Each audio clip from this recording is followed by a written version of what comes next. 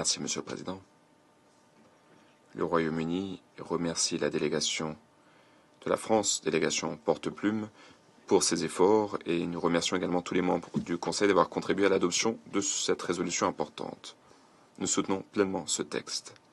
Nous espérons que cette résolution contribuera de façon positive aux efforts diplomatiques dans la région, notamment le sommet de la CEA et de la SADC qui a récemment eu lieu. Nous espérons que cela permettra de mettre un terme au conflit.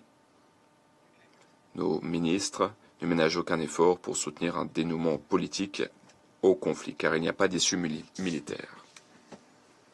Monsieur le Président, les violations auxquelles nous avons assisté ces dernières semaines dans l'Est de la RDC sont absolument inacceptables.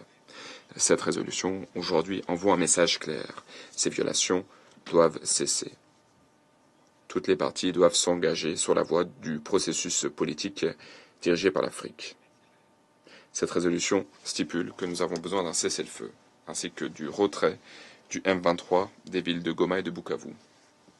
Nous exhortons fortement le M23 à cesser immédiatement les hostilités. Aucun État membre ne doit faire obstacle à cette résolution. La résolution stipule également que le droit international humanitaire doit être respecté et qu'il faut également respecter le mandat de la MONUSCO.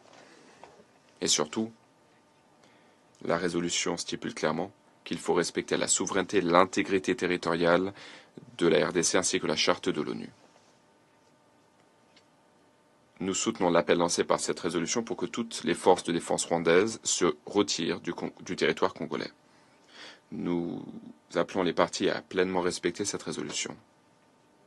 Sinon, ce Conseil devra envisager d'autres actions. Je vous remercie. Je remercie le représentant du Royaume-Uni et je donne la parole au Panama. Merci beaucoup, Monsieur le Président.